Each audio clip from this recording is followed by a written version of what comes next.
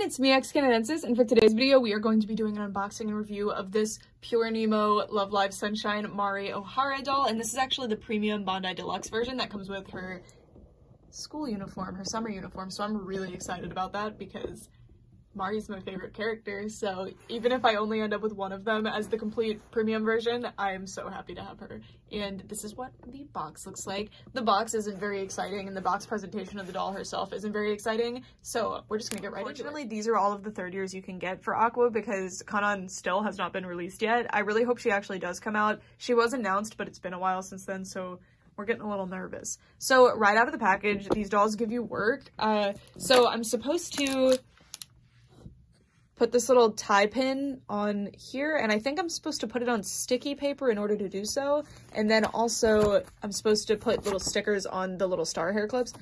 I'm going to be upfront with you and tell you I'm not doing that. I will put pins in them if I can, but I'm not doing stickers. I'm not playing that game. I will lose them immediately. And then she also comes with these little scrunchies that you put on her wrist and in her hair, and that's kind of less work and less obvious things than the other PURENEEMO dolls, at least. Like, Daya also had little stickers to put in her hair, but anyway, thought I'd let you know. This is what Mari's beautiful face looks like. So Mari's hairstyle is actually more intricate than you would think it is, and in doll form, I guess it's a bit difficult to achieve. It's definitely something that they have done, but she's gonna need some work in order to actually get her that way, and I totally understand because I've actually cosplayed her, and yeah, the wig is hard to style. So her hair was pretty creased and gelled from the package, and they use this really nice gel that you can actually brush through and work with, but I need to figure out how to actually achieve the flatter hairstyle she's actually supposed to have. But regardless, she looks really, really good.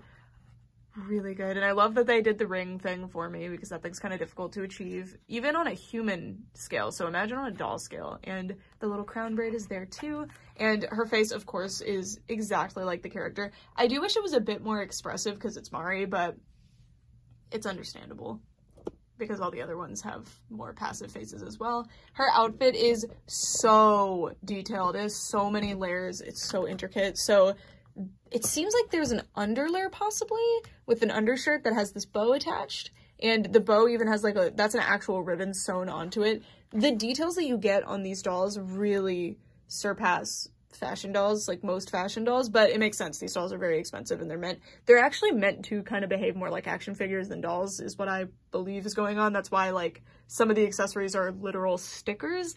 That's my one complaint. Like, how are you gonna have a doll this high quality and then expect me to be okay with stickers? I don't know. Anyway, I don't know if this is a defect on mine or what's going on, but she has like this metal thing showing. I don't really mind, even if it's a defect. So her shirt is supposed to be like a button up, so it has one of the buttons showing, and then it's sewn to be like open, where I think that's actually how you take it off. Yeah, so it doesn't have Velcro, so you take it off from the front, which is very interesting. So unfortunately you can see that, but it's not that big of a deal. And the collar is so well done too, with an actual ribbon sewn on as that piece.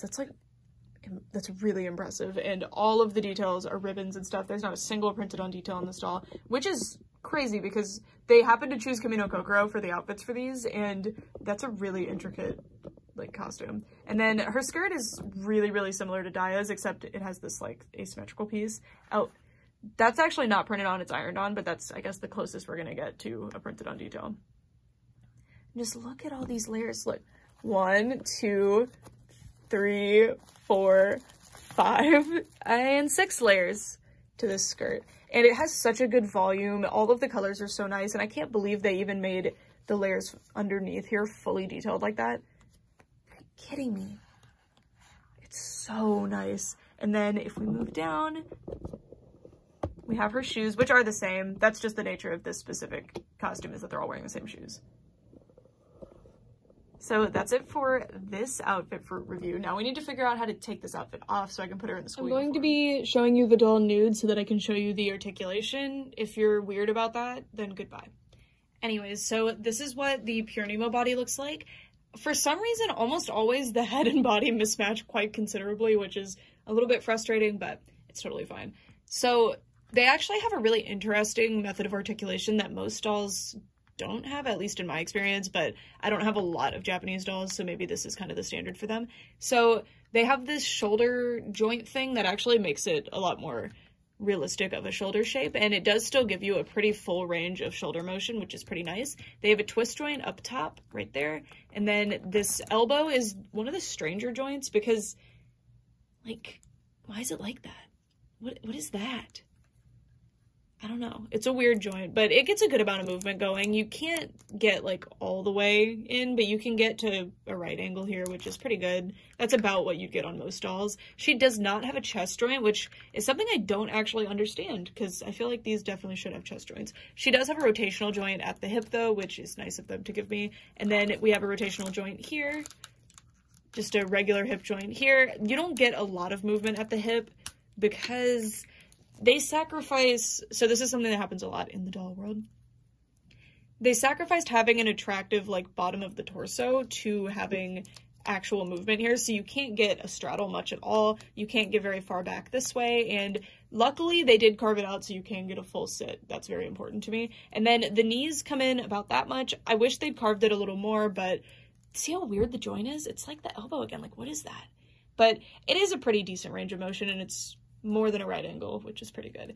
The ankles are articulated as well, and I honestly wish that they weren't because the shoes are such a pain to take off the doll. They always come off with the feet, and then you have to really pry them out. I had to use like a tool to pry them off. And the feet are pretty well articulated. If you've ever had like a Figma, it's pretty close. Okay, anyway. It's pretty close to where the way a Figma can move their feet. She doesn't quite have like a sideways movement, but because of the shape of the joint and stuff, you can get a pretty good effect there. I do like the amount of movement it gives you, but because these dolls wear such tight shoes that don't have like an opening to allow the shoes to come on and off easily, it's pretty difficult. Oh, also they come with cute little underwear. And I also wanted to show you how amazing the construction is on these pieces. There's the crinoline that was under the skirt. Now you get to see it. So that's the bulk of the skirt there. And then this is the undershirt, which is pretty see-through, but I think it's hilarious the way they did the chest allowance there. And it does work. It's like those drawings that are like how anime shirts must work. Like, that's actually what's going on here. And it's pretty see-through, but it gets the job done because it's only actually showing up here anyway. And then the top does not have Velcro. It closes with this one little thing that would not work for me. All right, now I'm going to put this outfit on her. Here is what Mari looks like in her uniform, and this was actually quite difficult to put on because of the collar situation. I had to take her head off, which is easy to do, but it's a little weird. But the outfit looks really good on her. The one complaint I have about this outfit, though, is that the undershirt is super, super see-through. I know she's gonna wear the vest, so it's fine, but I'm worried about the other dolls. Did they make the undershirts less see-through because some of them don't have a vest or something over them? I don't know. But this is what the outfit looks like. So it has a undershirt, it has a vest, and then this stuff is all connected. And then the skirt, there's nothing under, well, there's underwear, but there's no like crinoline or anything. Not that there should be. And then there's socks and shoes. These shoes are going to be a lot easier to take off because she has socks on. At least I hope so, because that's an issue across the board I have with PURENEEMO dolls. She looks so cute. Oh my goodness. I'm so glad that I sprung to wait and see if I could get the uniform on, because I actually got an amazing deal, or to wait and see if I could get the doll with the uniform. I managed to get her with the uniform for like $110, which was a steal, by the way. It was an auction, and I'm very, very proud that I won it, because Mari's my favorite, and I'm so happy to have her. The outfit is insanely detailed. I will say that to make her 100% accurate, you should use the pin, but it's this plastic piece, but it comes with this sticker paper that you're supposed to use to stick it on there, and I just don't trust that, so I'd rather like glue it on or something, and that's the stars for the Camino Kokoro outfit as well. This is what the outfit looks like up close. This is an actual knit piece, by the way. It's really nice, and it closes with actual like metal closures too, which is so, so nice too. And the shirt closes with Velcro in the back, and then the collar, one of them, like the big collar has Velcro, but then the smaller like necklace collar thing, you have to take her head off to put on. At least I think so. There didn't seem to be Velcro on it.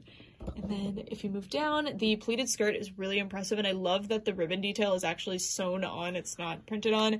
I'm sure that's not saying much for people who collect like scale dolls like this from Japan, but as a overall doll collector, it is something. And then the socks, excuse that one's kind of rolled. Oh well. But those are the socks. They're a really, really nice see-through fabric, and she has her little loafers as well, which are brown. And these bend a little bit, so they're easier to take off. These would not come off for the life of me. It was crazy. And with that, we are almost at the finish line for this review. I'd like to show you all of the different hands she comes with now. So the first pair are the ones that she's wearing now. These are the ones she comes boxed in, which are just some splayed fingers. They do come off and they articulate like this. Unfortunately, you can't get almost any normal natural range of hand movement because of this, but it's so that you can switch the hands out easier. I think they could update this pretty easily because a lot of Western or like American dolls now have wrists that you can take on and off, but they still articulate fully, so it's kind of a shame that they lose a lot of articulation in that regard. But she has these pretty kind of just dainty fingers. They look like this on the doll, just like a hanging simple hand look. She has these two peace signs, which are really cute. I don't know if Gaia came with these, actually. She has these little thumbs, which is perfect for Mari. These kind of daintier closed fists, and then these little grabby hands.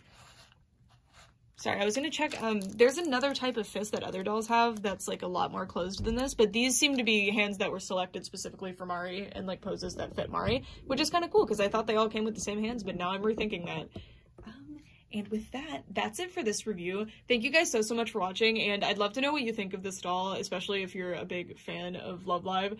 I love these dolls so much, and I'm so grateful that we can have them in doll form. I love figures too, but there's something so special about dolls that nothing else hits that itch for me, and the Love Live ones are really, really good. We only have 2 PURENEEMO dolls that aren't Love Live related, and that one is a disaster, or 3, sorry. That one is kind of a disaster.